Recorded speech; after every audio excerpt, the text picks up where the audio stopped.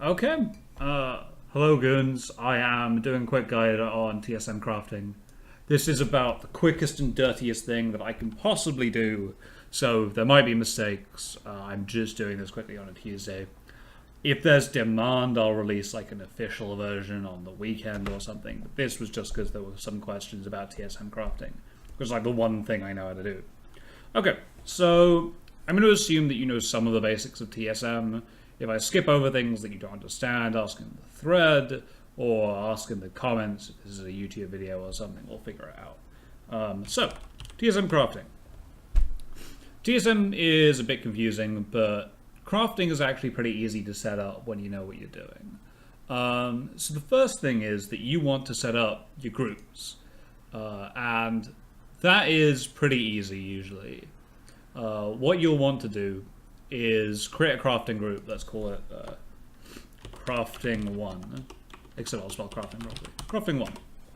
So this is the group of items that potentially you want to craft. Now, what most people will do, and what I recommend doing, is going to an external source and importing a string of things and variables for whatever you're doing. I think a few have been mentioned in the thread below. The one that I use is the one that you get when you Google things immediately. So I'm literally typing TSM groups import into Google. Unsurprisingly, I get Sargeras paste bin for Legion. It's on Reddit. You can do that whenever you want to. Honestly, it's all pretty easy. And so if you use Sargeras stuff, she has a very comprehensive list of all the things that you could possibly need for crafting. So you grab the import strings from there, put them here, control paste, you're good to go. And you get something that looks similar to my Alchemy structure here, which I'll probably be using as the example. I might use other working as an example, I'll figure out in a second. So that's the important part, you put the groups in. Note, when you use Sargeras groups, I'm deleting this one because I don't want to deal with it. When you use Sargeras groups, it turns out that she imports all her prices in with that group as well. If you're good with using those prices, fair enough. I don't like using them, so I'll cover prices and all that kind of stuff as well as we go along.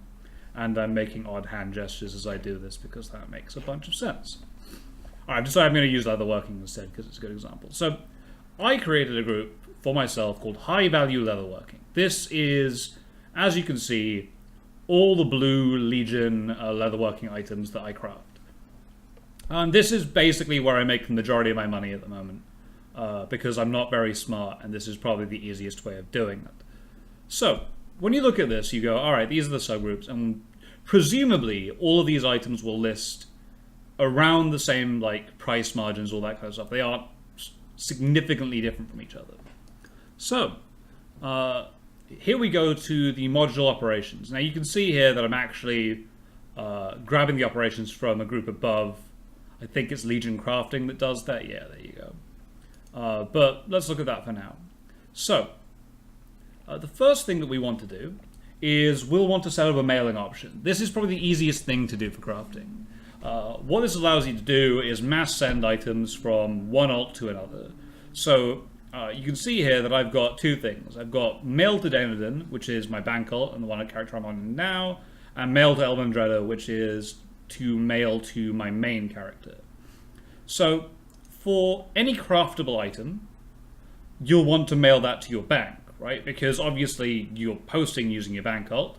So any craftable item I'll have mailed to Denadin.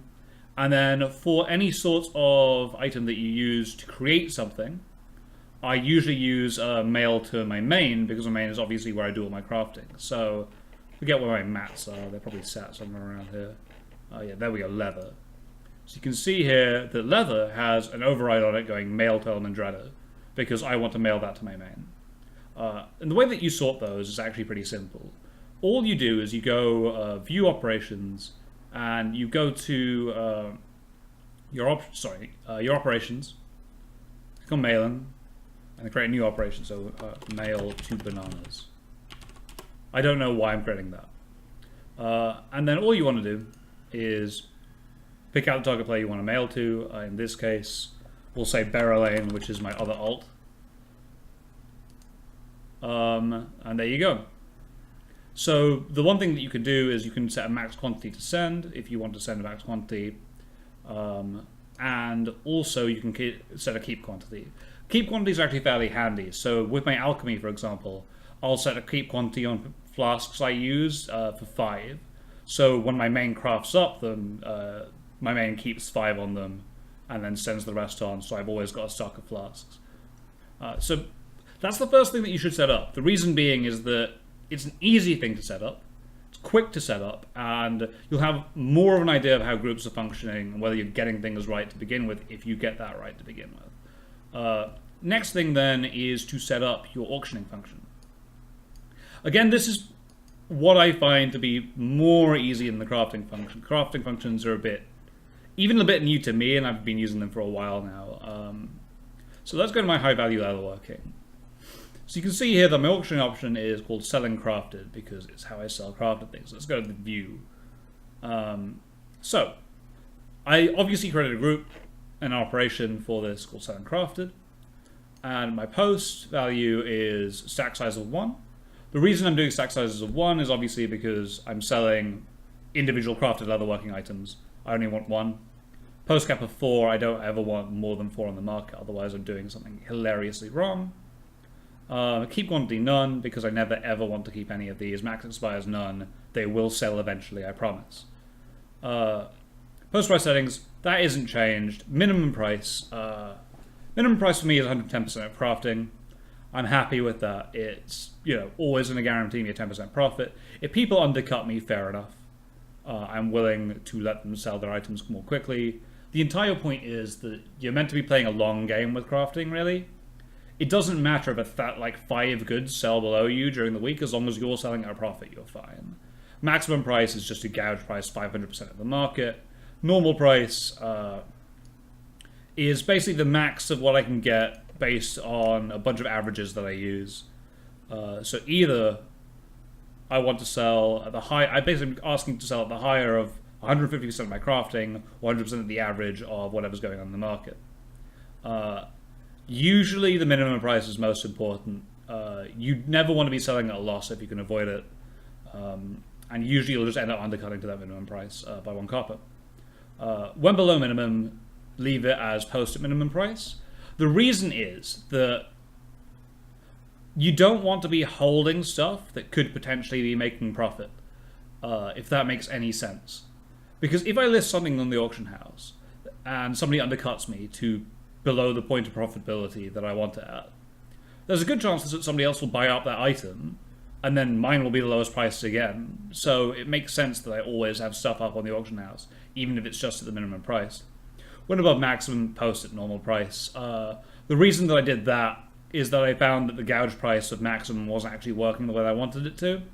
And I figured normal price would just be a lot easier to deal with. It makes me enough money that I don't really care about it. Turns out with crafting, there is a point at which people won't buy your stuff anymore. It's about that price. So that's just that. Cancel repost higher. You can set a threshold here that's bigger, but frankly, if you can repost higher for a small amount of gold, you probably should be doing it, because net is you lose a bit of time, but you always seem to make money from doing it. That's my philosophy on that. It doesn't really matter. Reset, don't really bother doing that, because I think it's massively dangerous to spend 2,000 to 3,000 gold to reset a market. Relationships, nothing important. Management, nothing too important beyond the groups that it's attached to. That's all I do for my selling crafted. And what all that'll do is that'll set up minimum prices for my TSM. I don't know why I cancel that. For the groups that I'm referring to with high value leatherworking. So you can see here the minimum prices are set. And that's your baseline reference. So, crafting. This part's a bit more complicated. And there's somebody beeping outside, I don't know why. Let's go to our crafting options. So, first thing is, when you're crafting, always set a minimum profit. The reason being is that whenever you craft, you are taking on a risk by crafting. The risk is either that you won't sell the item, which you probably will, or that you could have spent your gold elsewhere and made more money. your gold has a value to it, just by you using it. Even if you're just putting it into the auction house and it's not going anywhere, it'll be refunded to you. It still has a level of value because you could have been doing something else with that gold. So you always want a minimum profit. Now, for me, I'm lazy. I just set my minimum profit to be 750 gold. I consider that to be a reasonable amount of money to make from these items. It could be lower, it could be higher, it could be more scientific than that is right now, but that's how I deal with leatherworking at the moment. It seems to work on my server. That is something that you should tailor. Min restock quantity, this is interesting to me. The restock quantity dictates how many of the things you create to put on the auction house if you've got, one or two in your bag. I just tend to put one or two up on the auction house. I don't see many more sales than that. Between waking up in the morning, checking my auctions, going to work, coming back, checking my auctions, and then checking my auctions before I go to sleep. That's like that's about a 12-hour period between when I leave and when I first check in the morning, when I come back. About a 6-hour period between when I come back and when I go to sleep. It usually is enough. You can obviously change that if you need to. Honestly, that's it. What will then happen is I will go to my, not talents, because that makes no sense, spell good abilities, go to my professions, leatherworking. Now, what I'll then do is it goes, well, you can craft whatever you want. I'll go to my group and I'll we'll deselect all groups so I don't confuse anybody, and then we'll just select where my high value leatherworking is. High value leatherworking. Click on restock. And it goes, these things look like they're going to make a profit. Fair enough. And so I restock, go to the auction house, restock, click on gather, click on my main because my main has both my professions on it, go start gathering. And it goes, what TSM then does is it looks at the amount of all the items you need to craft something, and then goes buy the rest from the auction house. And so I go to the auction house and I buy everything. So that is the absolute basics. There's more to it than that before we go on. So stop gathering. So you might have been wondering, all right, but where do you get the crafting price from? And how does TSM figure that out? So we don't need to actually go to operations because that makes no sense. You go to options and you look at crafting. So this is where things are a bit more complicated. So I've got a default price. So what this does is it dictates how you value and how you account for the stuff that you can craft. So from here, I haven't actually changed any of this. I just go, I want smart crafting in my quests, and I want my sorting method to be can craft at least one, profit, craftable quantity. That's usually completely irrelevant. That's usually irrelevant.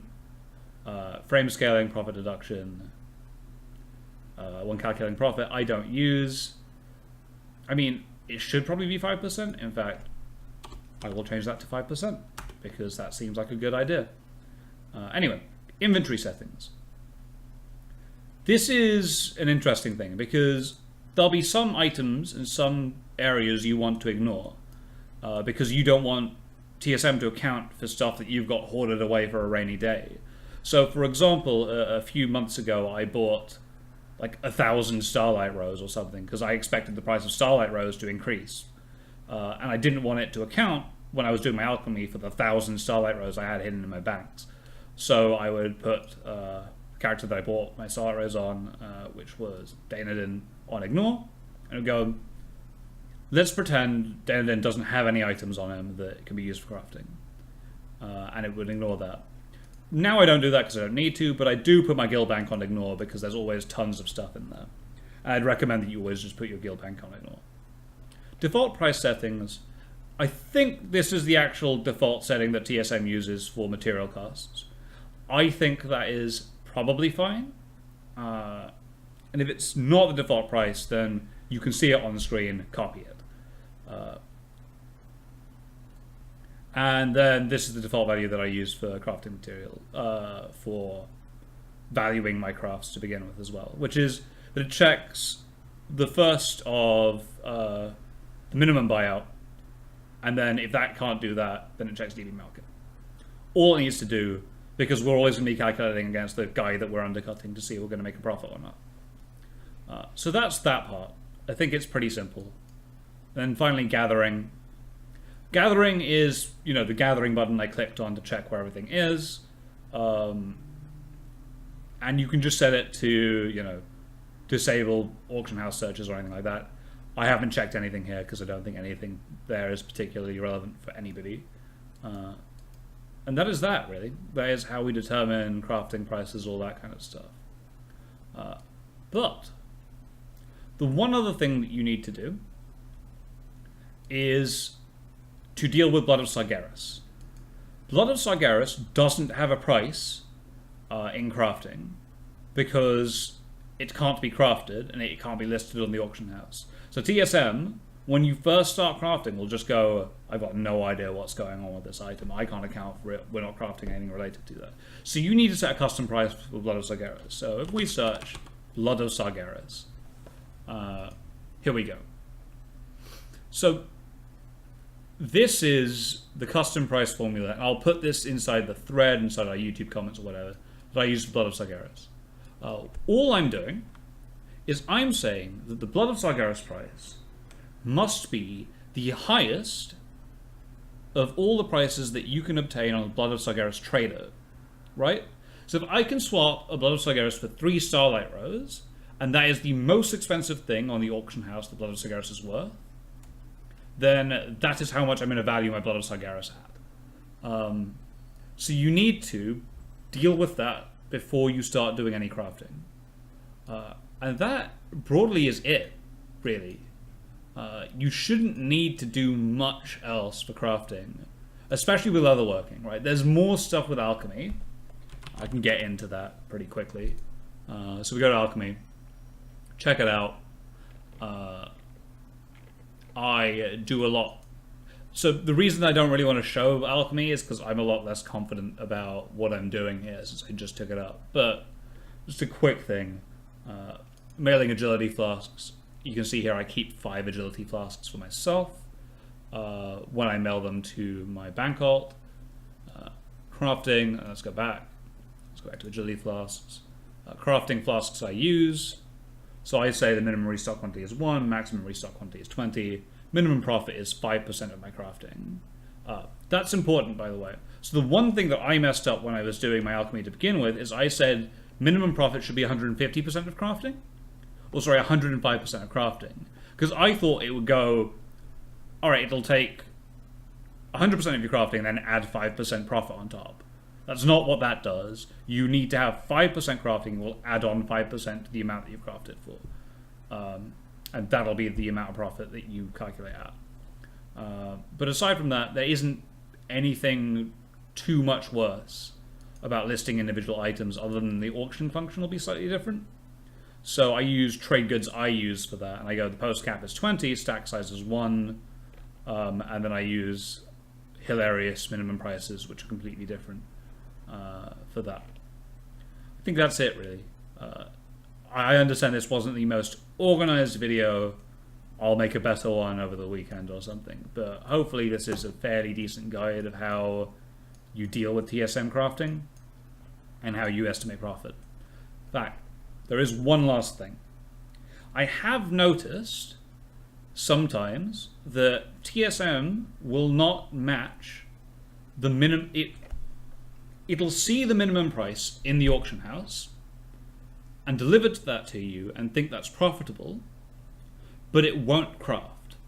The reason being is that crafting, and there's some guy saying fisting.tm in chat, the reason is that what happens with TSM is that the crafting prices it uses update from the TSM databases, or at least the ones that I'm using do. And those only update every half hour or whenever you restart the app. So sometimes they can be out of sync with what's actually going on inside the auction house. Easiest way with dealing with that problem is just to log yourself out, restart TSM, and you should get up-to-date prices. It's the only other weird bug I can think of that might occur. Anyway, I hope that was informative enough for you guys, and if it's not, crap at doing videos, sorry about that. Have a good time, hope you enjoy making lots of money.